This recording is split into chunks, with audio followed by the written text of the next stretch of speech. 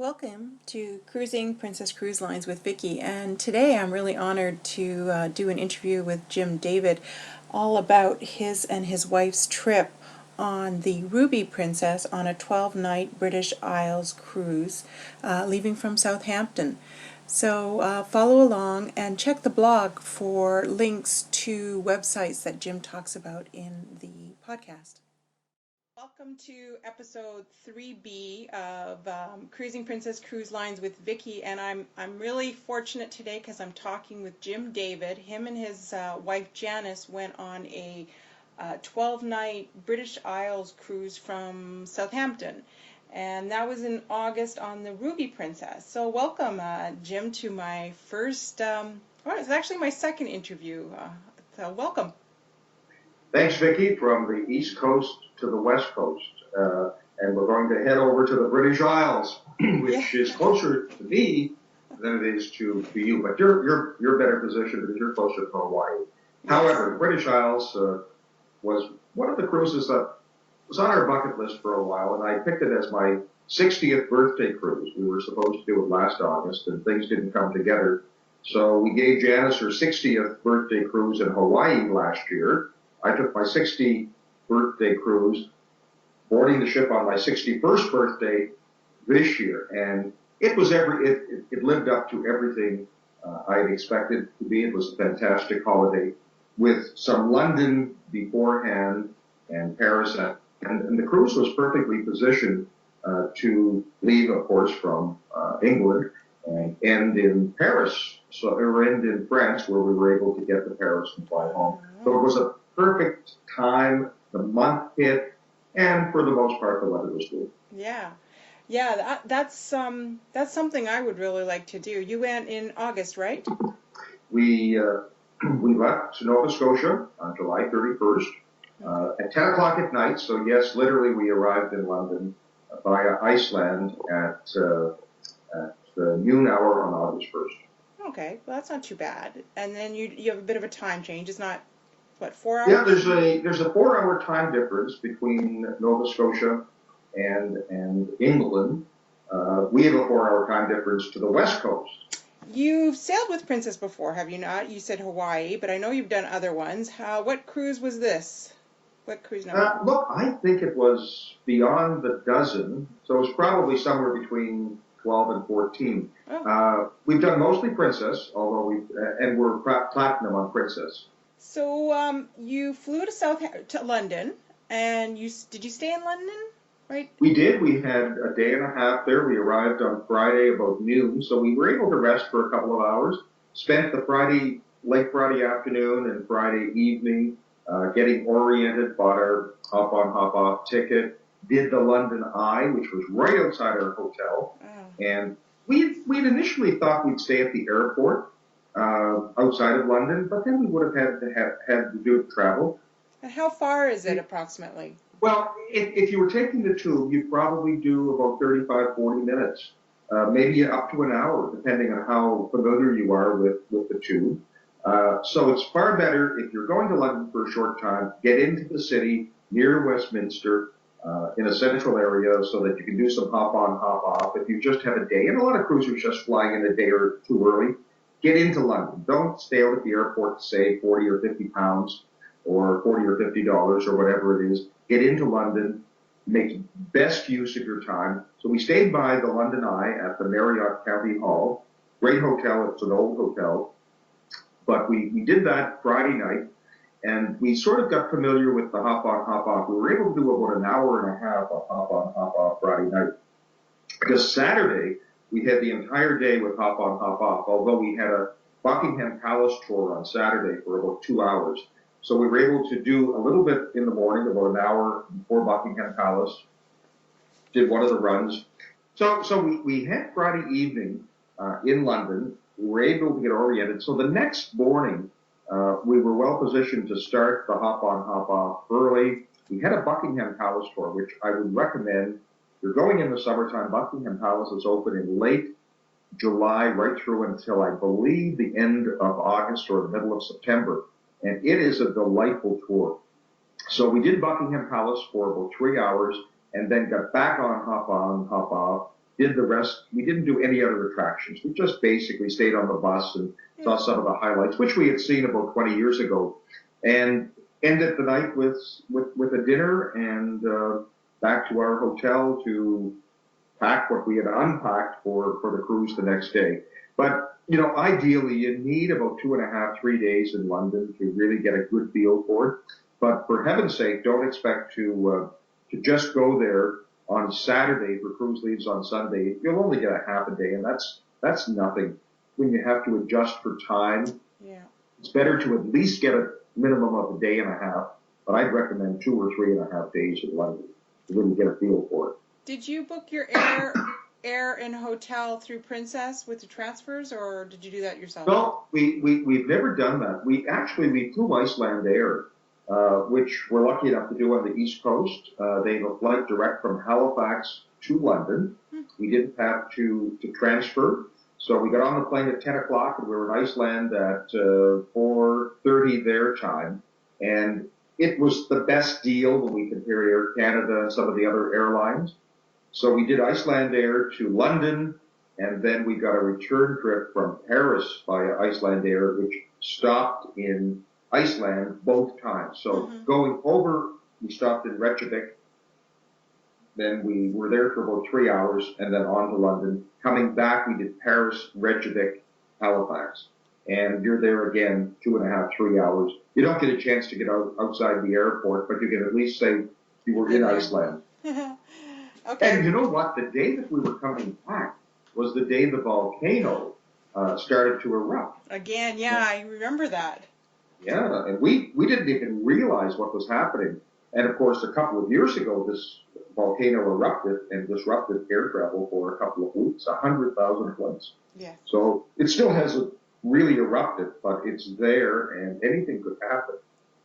And I hope that doesn't affect Iceland Air and people booking Iceland Air, but it's not a great situation. Yeah. So how did you get to the pier? Like, how far is it? I've never sailed out of London, so I don't know. So. Well, London to Southampton is only a 2.5-hour trip. When we looked at it initially, a lot of people decide when they're going from London to Southampton to do Stonehenge, which is along the way. We looked at it, and it was like 65 to 80 pounds just to stop for about 15 to 20 minutes to see Stonehenge. So we forgot about that, and we found a great deal, and I'd recommend this highly. People take taxis, they take trains, or they'll take a tour. We took National Express bus, and again on Cruise Critic, I had seen references to this, and I believe it was on the Princess boards. A really reasonable trip from our hotel to Victoria Station was only £10.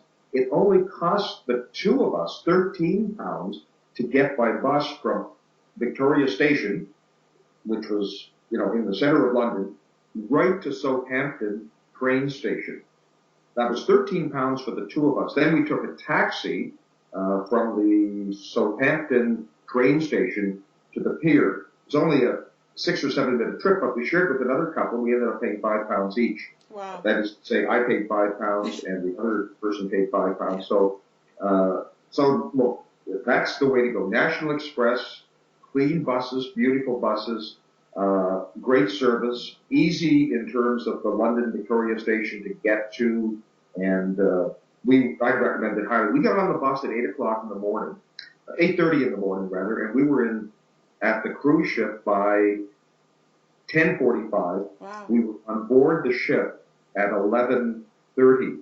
They let us on a bit early, and so we had a chance to get to our room, and we were up at Horizon by noon hour.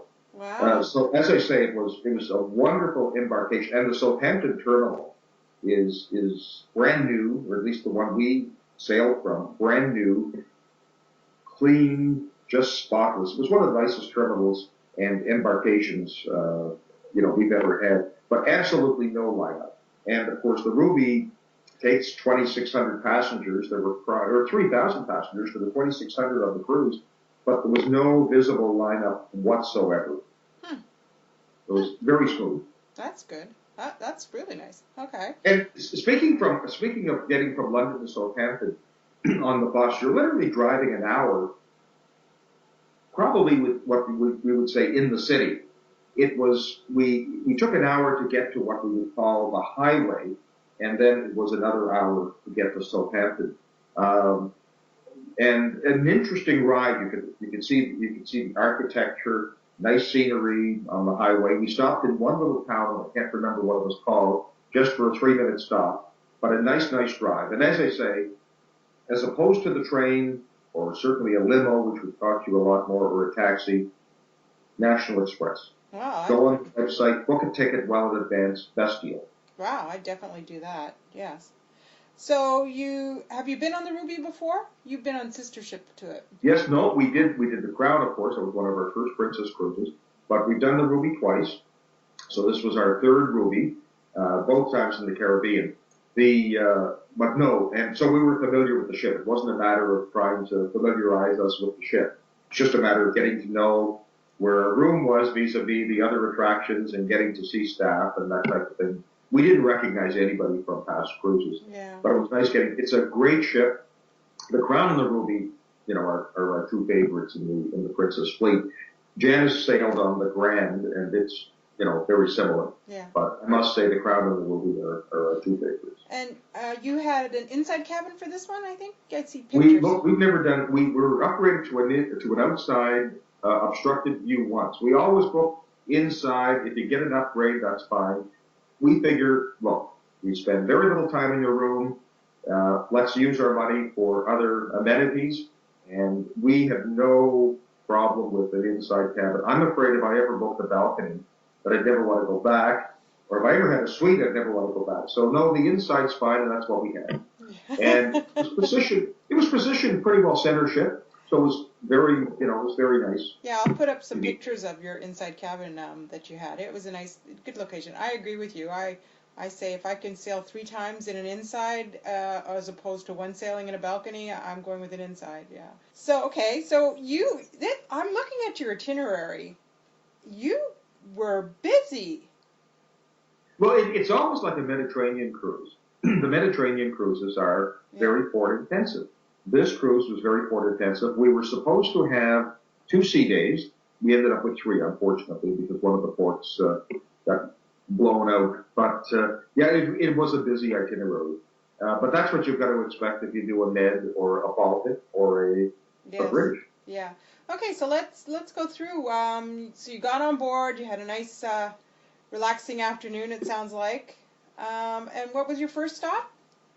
The first stop, and this was we had no idea what to expect with a place called Guernsey. St. Peter Port is the Guernsey stop. Okay. It's the Channel Islands, and they're very close to France. It's a combination of English-French culture, but the Guernsey Islands are so fascinating. The weather there is affected by the Gulf Stream, so their temperatures get very seldom below 50 degrees Fahrenheit, and very seldom above 80 degrees Fahrenheit. So for Americans, if we're speaking to Americans and speaking in Fahrenheit, it's a very comfortable temperature. But we ended up in St. Peter Port. It's a small island. There's Jersey, there's Guernsey, and there's a couple of other islands that have very, very few people. But it reminds you very much of a Caribbean island, but so clean. The stores, the vendors, the flowers, the scenery. We spent very little in that port. We dropped in a store, and Janice had to find some eyelash or eyeliner. Anyway, that's about all we spent in the stores. However, we took a public bus around the island. We had seen this on Cruise Critic. They have a public bus which costs $1 or £1, and we literally spent £1 and took a circular tour that took us 2.5 hours around the entire island. So we left from St. Peter Port and we arrived back in St. Peter Port. But this bus driver had 80% of the people on the bus were cruisers. So we all wanted. So he was able to actually slow down at various places. And you're a bus driver, Vickie, so you know that you have to have a route to follow. But he slowed down and he gave us some commentary. He stopped at a couple of places, and we were able to get out and take pictures. And wow. a cute little incident on the bus. He had one passenger who was a native. She was 85 years of age, and she was going to see her friend who was also 86, who was celebrating her birthday that day. So he picks her up at the stop, which was about 3 or 4 miles away from where she was going. He got off the bus, helped her on, put her in her seat. I think one of the cruisers might have had one of the prime seats. Put her in her seat, got off the bus when she got to her stop to see her 87-year-old friend, took her down the steps of the bus, walked her up the walkway, and the other lady was waiting for her, and they were going to go in and have tea, I guess, for the day, and then she was going to get the bus, I guess, when it came back on its return. But that was a really nice, and we wouldn't have known about this, bus until we had read about it on Cruise Critic. So that's what we plan to do, and a lot of cruisers do it. You can get tours in Guernsey, and they'll take you to various places if you want to pay, 50 or 60 pounds. But we were only there for 5 hours. We finished the tour, walked around the town. We had 2 hours, walked out to what they call the Cornet or the Citadel or the Fort. Didn't have a chance to go in, walked back, and the temperatures were just beautiful. It was about 26 degrees Fahrenheit at noon hour. The sun was shining. Walked back to the ship, and I think that was a tender port. I think it was. So we had to tender back out, and we were back on the ship by 1 or 1:30, and the ship had to sail around 2 o'clock. But that was a real gem. And again, we just thought it was a fill-in type of port, but it ended up, we began our cruise on a real high because it was unexpected to be such a nice stop. I never even heard of it, really. So your next stop was, you're off to Ireland. So yeah, we weren't that far away from Ireland. By the way, the sail from South Hampton that afternoon was nice as well along the coast to get to Guernsey. When we left Guernsey, we were sailing to Ireland, and I can't remember what the scenery was. We were probably on the ship doing other things. But yes, the next stop was in Cork, or Cobh, C-O-B-H, which is the port for what they say for Cork. Cork is a bigger city. Cobh, or Cobh, C-O-B-H, is a small little town that in itself is very historic and very nice. But we had a tour plan that day. There were 8 of us originally. 4 people did not make the cruise, so we ended up with 4 of us in a nice little van, and we did a Cork Kinsale tour. Kinsale is a small little place south of Cork, I believe, or south of Cobh, and we ended up going there and a couple of other rural highlights, and then ended up at Cork. The rain came that afternoon. We ended up with a bit of rain after we were leaving Kinsale. And so by the time we arrived in Cork, it was raining. But we had a great tour guide, and he dropped us off at what we call the market. And we were able to spend about 30 to 35 minutes there before he picked us up and gave us a quick run around Cork and then back to C-O-B-H, Cobh. And we ended up visiting the cathedral and a couple of places there, and we actually could walk to the ship from there. There's a great cruise port, with a museum dedicated to the Titanic, and nice pictures of the Irish immigration in that area. So, lots to see and do for right at the port. Even if you decided not to do anything else but stay in Cobh, you could do that. But Cork is a nice little city to visit. But it was our first taste of Ireland, so anything was great. The weather cooperated somewhat, but we did get rain. So the next day, back on the ship, and the sail away wasn't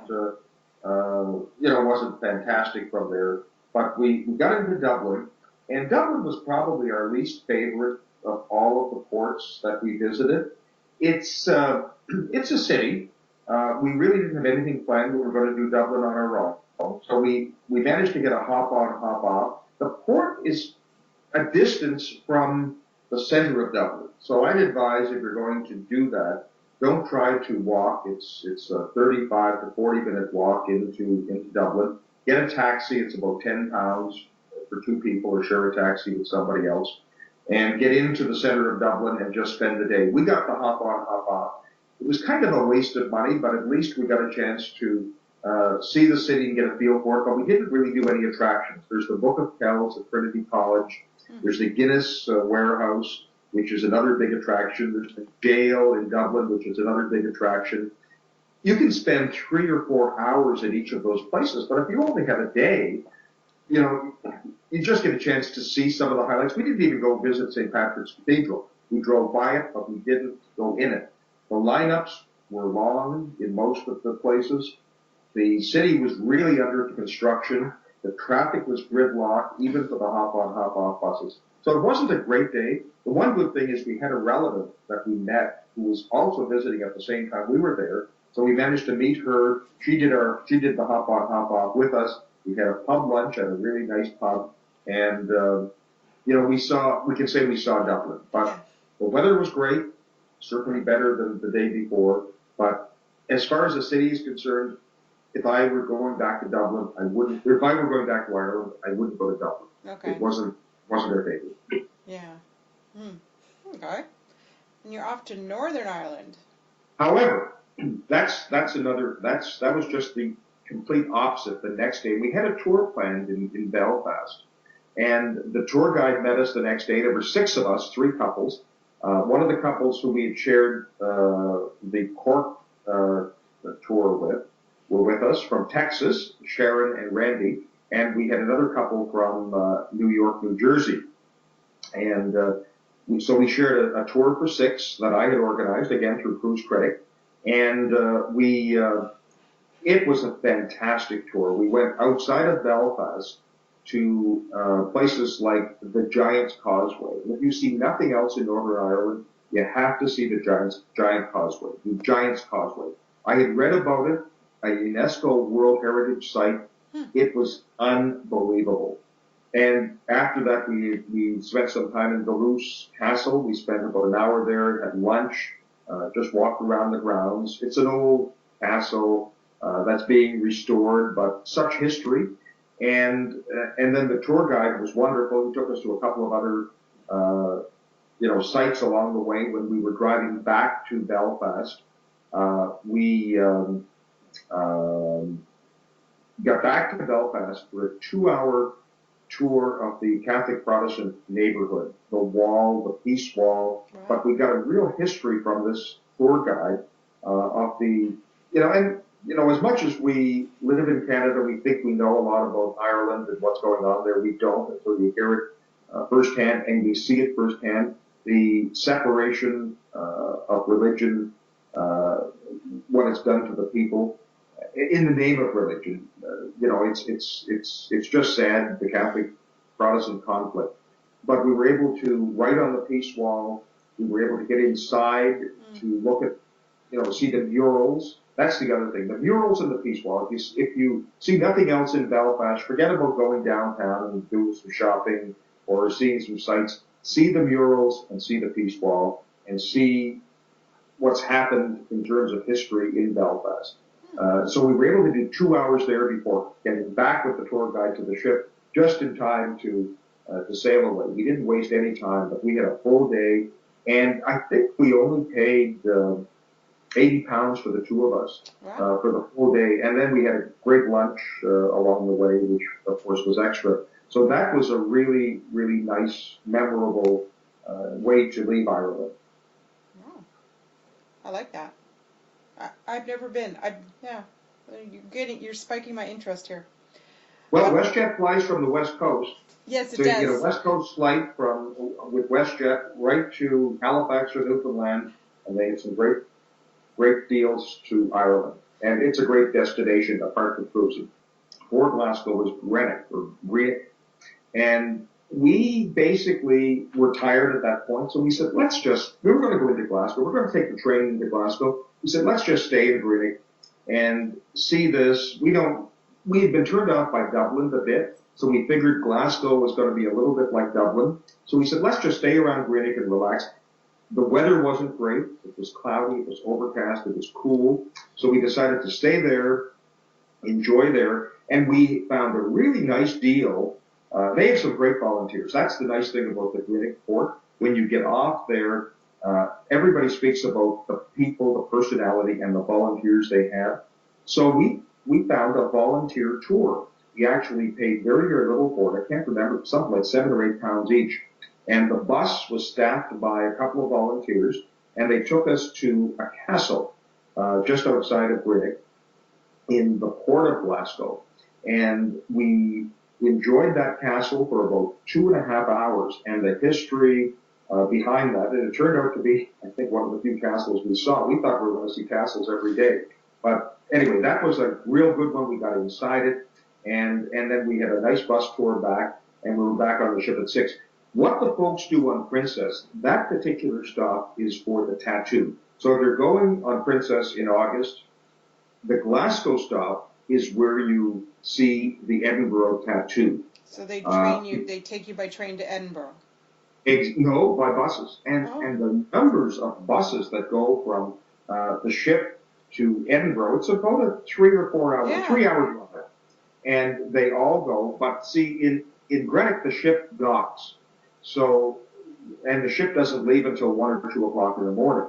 So people leave at 5 o'clock and go into Edinburgh for the tattoo, and then they're back at midnight, 1 o'clock. They don't use the Edinburgh stop for a tattoo stop because the ship tenders from Edinburgh or from Queensferry at the Edinburgh stop. So they cannot tender people late at night. So they use the Greenock stop for folks that want to see the tattoo, and the tattoo is on during August for the most part. Yeah. So that's the tattoo stop. And we didn't sail until 2 o'clock that morning. Now, we didn't go to the tattoo. We see the tattoo every year in Halifax, so the tattoo wasn't anything special. So we got back on board the ship at 6 o'clock, 6:30, and they had some nice Scottish entertainment in the Princess Theatre. They had a 2-hour show of Scottish music and dancing and fiddling. It was the best show of the entire cruise. So we enjoyed that, whereas everybody else was at the tattoo, paying £250 to £300 to see the tattoo. It's just incredible, the tour costs. But people want to do it, and it's a great show. I don't take away. So if you can afford it, yeah, by all means. But it wasn't for us. Yeah. So we just enjoyed a quiet night on the ship and enjoyed the Scottish music on board the movie. Yeah, I had friends who did this tour a few years ago, and they did the tattoo, but they did it privately. Yeah, and you can do that. As a matter of fact, our friends did a private tour of the tattoo. They took their bus at noon hour. So they left the port, or they left Greenock at noon, and on the way to the tattoo, they did Stirling Castle, and they did a couple of other stops in St. Andrews Golf Course, and then they ended up at the tattoo for 6 o'clock. They had dinner before the tattoo, and then got into the tattoo at 7:30. And had the bus back, and they were back before the Princess folks. But they did it was a 15-passenger bus, probably a little bit more comfortable, but they ended up doing a tour along the way. That's another option. And they bought their own tickets for the tattoo online. And you can do that. You can buy them online. They go on sale 3 or 4 months before the tattoo. And the tickets are probably about £25 to £30. Whereas if you buy them as part of the ship's package, you're probably paying somewhere around £85 or £90. Oh yeah, at least, yeah. We did get to Orkney after Greenock. Yeah, and Orkney again, what to expect? We had absolutely no idea. We hadn't done a whole lot of research, but it was almost like the Channel Islands. The Orkney Islands were a real surprise. Great weather. It was probably no more than 12 to 15 degrees, but the sun was out. By noon, it got up to about 16 to 18 degrees. Very, very breezy, but the sun was shining. The day before, Orkney was closed down. If the hurricane had been affecting, of course, Canada and the United States, Hurricane Arthur was affecting the North Seas. So we got to Orkney the day after they had devastating 90 kilometer per hour winds, heavy driving rain. The town had to close down that Saturday. We arrived there on Sunday. Things had cleared. It's a gorgeous day. We just basically walked from the cruise ship where it tendered at Orkney So we took the tender in, we walked to the bus station, and there's a hop-on, hop-off bus, which is sort of a semi-public bus, and we got a very reasonable round the island tour. Now, our friends had purchased a private tour. They paid probably 3 times what we did. But we took the public hop-on, hop-off, and we had a great time, and we saw everything that they did for probably 1/3 the price. Now, those buses are limited in terms of numbers. There were 2 ships in port that day, so it was tough to get the bus. And I know people who had arrived at 11 o'clock that actually thought they were going to get that and missed it. So we ended up going around the island to a couple of little towns, and there's a historic area, the Ring of Grogger, as well as I'm going to have to refer to my notes. Kirkwell is where you disembark, and we ended up visiting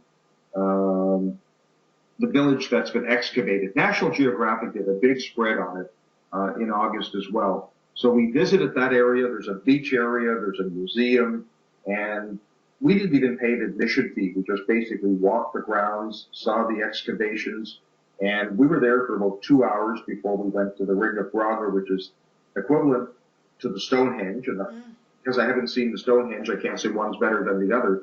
But the Ring of Grogger was fascinating. All of these stones that have been there for, as they say, 5,000 years. Such history, and then we ended up getting back into the town by 2 o'clock. And when we got back into the town, there was a huge parade that had been canceled from the day before because of the rain. They had 200 or 300 Clydesdale horses in the downtown area, and they were doing a parade of the Clydesdale horses. And I think one of my pictures actually has the Clydesdale horses in front of the Clydesdale Bank, which I only noticed after I had taken it. But we ended up just walking the town, having an ice cream. You got to have some ice cream on Orkney. That's where they make the great ice cream. And we ended up just walking back to the port and getting the tender back out to the ship. But that again was one of those days that we spent very little money, just like Jersey, but got so much value for our stop. Inverness. Then that storm was just ahead of us. So the next day we were supposed to be in Invergordon, which is the Inverness, the Aberdeen area, the Highlands of Scotland. We had a tour planned for that day, and they couldn't get in. So there was an announcement at 7 o'clock in the morning, and we had sort of gotten an indication the night before it wasn't going to happen. But in any event, that day was canceled at 7 o'clock, and it became a sea day. So we had that extra sea day instead of getting into to Invergordon. That's too bad. And of course, the danger was with the storm, would we get into Edinburgh, which was our next stop on August the 12th. And the seas were very rough the day that we were at sea. However, it was 50-50, and we ended up, because the ship doesn't dock in Edinburgh, you have to tender, having a rough sea is problematic. So we did end up getting in South Queensbury, and the tenders were very slow, but we were lucky enough to get one of the first tenders off the ship. And it wasn't really a tender from the ship, it was more or less a ferry that goes back and forth. So there were like 300 or 400 people on this first one. So we ended up getting ashore very, very quickly. But the people that did tender, and one of the tenders ended up getting damaged because it was so rough. So we ended up getting off at 9:15. So we ended up taking a bus, which was at the port, again paying £5 each and getting right to downtown Edinburgh. We were in downtown Edinburgh by 9:30, 9:45. So again, that's the secret. If you can get there nice and early, you can get in front of the line, get your tickets, do the castle, and then spend the rest of the day doing the Royal Mile. You only have a day in Edinburgh. It's not enough, but for us, it was all we had. We were there. We were thankful we were there. The weather was awful. When I say awful, it was misty, it was chilly, it was gray. We didn't see the sun, but we were there. We enjoyed the city. Did you do when you did your Glasgow honeymoon, did you also do Edinburgh? We did all of Scotland, yes. We spent Okay. about 5 days in Edinburgh, yeah, yeah. Yes, Fantastic. definitely go to the castle, see the royal jewels. Did you get to Holyrood? No, we didn't get down far enough. We only did half the Royal Mile because we stopped for lunch and we spent a bit of time in the tartan factory and the whiskey factory, and just the cathedral, a couple of cathedrals there. Yes. The Fringe Festival was going on, so it was just jam packed. The streets were all closed, and it was just jam packed with people. So yeah, we didn't end up at the other end at all. We went through, and we didn't even get a chance to walk through the gardens. We saw a few pictures. We did a few pictures at the beginning of the gardens, but walking back to our bus, we got back to the bus about 15 minutes, 20 minutes before we had to, and then back to the ship. However, because the weather was so bad and the tenders were so limited, when we got back to South Queensbury, of course, you have to tender the ship. We waited over an hour to get our tender. The folks behind us that were 15 minutes later than us waited up to 2 hours and 15 minutes, 2 hours and 30 minutes to get a tender. Yeah. It was crazy. I've never, and of course it was really cold and damp. Yeah. So that wasn't pleasant, but again, we were ever so thankful we got into Edinburgh. Then you had a sea day, and then you're in After Paris. Edinburgh, yeah, Edinburgh was basically our last stop for our cruise.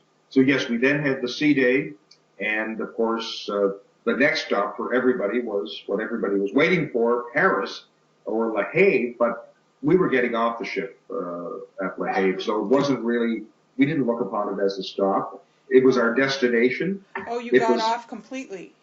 We got off at La Havre and ended up taking a train in, and we had our Paris holiday. Oh, but the folks that get off at La Havre, they do a couple of things. You can do the Normandy beaches, which is a popular tour. You can do Rouen, which isn't that far away from. You can rent a car, I guess, if you want to drive. You can do La Havre itself, which is a nice little town. But the ship sells it as the Paris stop. But for folks that want to see Paris and they just have a one-day cruise, why would you spend 4 or 5 hours on a bus to go into Paris for 4 hours and then drive back, for 4 hours? What can you see? Well, I guess you could see the Eiffel Tower in those 4 hours and maybe have a bit of lunch. And the ship actually sells Paris tours. I wouldn't recommend it whatsoever, but if that happens to be your last stop and you want to see Paris, get off the ship there and, fly back home from Paris, even if you only get 1 or 2 other days. Yeah. That's not the time to go into Paris. Go to the beaches, perhaps, which is a nice destination, or Rouen, or some other area in that particular area of France, because the ship only leaves, I believe, at 8 o'clock at night. So you do have a long day, but to go into Paris and back, forget about it. So how did you arrange to get off in Paris? Well, you have to give Princess notice, and we did it, I think, 2 or 3 months before we were sailing, so that they can fix up the papers. We surrendered our passport during the cruise, and we only got our passport back after we arrived in La Havre, because the French authorities had to come on board and examine the passports of those that were getting off in France. So you do have to let Princess know so that they can make the arrangements for you to get off. It's not unusual. A lot of people do that. It's like, I guess, the Alaskan cruise where you get off in Victoria as opposed to going back to Seattle. But you do have to make the arrangements. You just can't decide to take your suitcases and leave. You do have to make arrangements. Was there any fee attached to doing that? No extra fee. Okay. But, of course, the sad thing is you're packing your suitcases the night before, and you do have to put them outside your door, and it's the end of the cruise and that type of thing. So the next time you see your suitcases, of course, is on land at that port, because the Princess people take them off the ship for you. It's just as if you're disembarking in South Hampton. You're getting off the ship a day early. But again, it fit our schedule. A lot of times that particular British Isles cruise will go from Southampton to La Havre first, and then do the cruise sort of in reverse. Oh. So we were lucky we ended the cruise. Like, how did you guys get to Paris? Well, there's a couple of ways. Obviously, you can take a taxi, which is very expensive. You're back into euros. That's the other thing when you're traveling the British Isles. You have to remember, in Guernsey, you have Guernsey money. In many places, you have British pounds, and in other places, you have euros. Well, we were back to the euros. So, you know, it's a very expensive proposition to take a taxi into Paris. So the other way, of course, you can get a bus, or the best way is to get the train. And the train station in La Haye is only a £5 taxi ride, a €5 taxi ride from the ship. You could walk it, but if you have a couple of suitcases, it's not a great idea. So a beautiful train station. We got the noon hour train.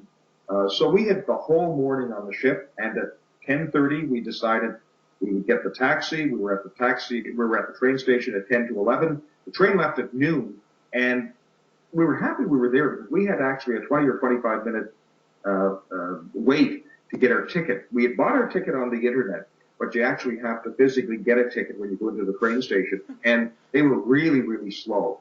So we ended up getting our train ticket, and the train left at noon, right on the dot, and we were literally in Paris at the station, Gare Lazare, train station Lazare, at 2:30. We were supposed to be there at 2:15. We were there at 2:30. So it was a 2.5 hour direct. It stopped at a couple of places for 2 or 3 minutes, but the trains are always on time. So we were at Gare Lazare at 2:30, 2:45, and from there, taxi right to our hotel, and we were at our hotel by 3:15. So, you know, 3 hours, and the folks on the Princess buses driving in from La Haye were taking 3.5 to 4 hours even to get into Paris. So the train is the way to go. And if you wanted to take a tour, I guess, of Paris, and you wanted to do it by train, you could also do it. There is a train that leaves La Haye at 9 o'clock, 8:30 or 9. So you could get into Paris actually at 11:30 or noon hour, and then get the train back, and you'd have a little bit more time to visit the train. But people don't like taking the trains. They'd rather be on a Princess approved tour for places like that. So, but the train, of course, from the standpoint of price, is the way to go, and they are comfortable. We took a second class ticket, so it only cost us, I think it was €80 for the two of us. Wow. But a taxi would have been €300. Yeah. So there's the difference. Wow. A bus tour would have been like €250 for the two of us. We paid €80 on the train. So we talked a bit about the ports. Let's talk about the cruise. Now you were celebrating your 61st birthday. First. Yeah. I was like, I can say it. He said it earlier, 61st. So how did you celebrate? Not in any big way. The celebration had been the year before. No, Princess is nice when you have a special celebration. They'll do the cake. We like the Crown Grill, so obviously we did 2 Crown Grills on the cruise, and Princess did the birthday cake for us twice. We ended up actually, the second birthday cake, we ended up taking all the way to Paris. We couldn't eat it. We had so much at the Crown Grill. We had nice desserts. When they came out with the second cake, I said, let's just take this back to our room. So we ended up taking it back to our room. It ended up coming to Paris with us, wrapped in nice tin foil, and we ended up having it in Paris one night. But, birthdays and anniversaries are special, and, obviously on a cruise ship, you can't get much better than Sabatini's or the Crown Grill or a specialty restaurant for a special occasion. So you dined twice? So that's what it was. You dined twice at the Crown Grill? We dined twice on this particular cruise. Sabatini's wasn't. We've done Sabatini's a few times. They've changed their format, and the food is fine. But if I had a choice of going to the Sabatini's once and the Crown Grill once, I'd go to the Crown Grill twice. Yeah. That's me. The menu is varied enough that you can have different main courses. And I didn't find the food at Sabatini's or the variety as good as the Crown Grill. Yeah. Certainly the specialty restaurants, we've done chef's dinners, we've done wine dinners. They're getting a little bit more pricey than what I think they should be. So the Crown Grill fits our bill. You can only eat so much and drink so much. And the Crown Grill is good. Now, I saw you had some kind of wine package or... Oh, that was a birthday gift. I forgot. You said, how do we celebrate our birthday? Yeah, Janice gave me the wine package. And I think that's relatively new on Princess. You can get 2 or 3 different varieties. I think one wine package is 7 bottles, which is the package I got. I think you can get a 10-bottle wine package as well. You get a card, just like the coffee card. And when you buy the 7-bottle wine package, they punch the other punches, and you only have 7 punches left. So you can present this card at dinner and get your bottle of wine. If you want to get 2 bottles of wine at their first dinner, a white bottle and a red bottle, that's fine. You get 2 punches. But as you know, if the bottles aren't finished, just as if you buy your bottle of wine, you just have them set aside for the next night, and you just continue on those 2 bottles of wine. We also had a complimentary bottle of wine as part of one of our gifts from our travel agent. So we ended up with 8 bottles of wine, and I ended up taking that eighth bottle of wine home with me, as a matter of fact, I just had it 2 nights ago, as opposed to drinking it there. So 7 bottles was fine for us for the 12 days. Now, somebody might say, you drank 7 bottles of wine in 12 days? Well, we could probably drink 15, but some people may only, go through 2 or 3. But that wine package was very nice. Yeah, and you were on a very port-intensive cruise, so you're not always going to be drinking wine every single night or a lot of it. Well, yes, you do. We ended up buying, actually, I think we ended up buying a couple of single glasses, just for variety. Now, you have variety with those wine packages, but and the way it works is you're allowed to go up to $29. So your wine can be up to $29. That's the silver package. According to their menu, exactly. But if you want to get a $35 bottle of wine or a $50 bottle of wine, your bill will be the difference between $29 and $50. So you would pay the extra, and you could get. So we ended up getting, I think, a couple of bottles in the $35 to $40 range just for something different. Yeah. And it's still a good deal. Yeah, yeah. Because unfortunately, for many years we could take wine on Princess. And now they've certainly restricted it, or at least the message they're sending is that the most they'll allow you to do is take on a bottle each. And we would have preferred to bring on 6 or 7 bottles of wine and have them in our cabin. But we brought 2 bottles of wine on with us, in addition to the 7. And so I guess we ended up drinking a little bit more. But those were for drinking in our own cabin. Yeah. Yeah. You don't bring those down to dinner with you. Yeah. Yeah, you certainly can bring more wine on. You just have to pay the corkage fee.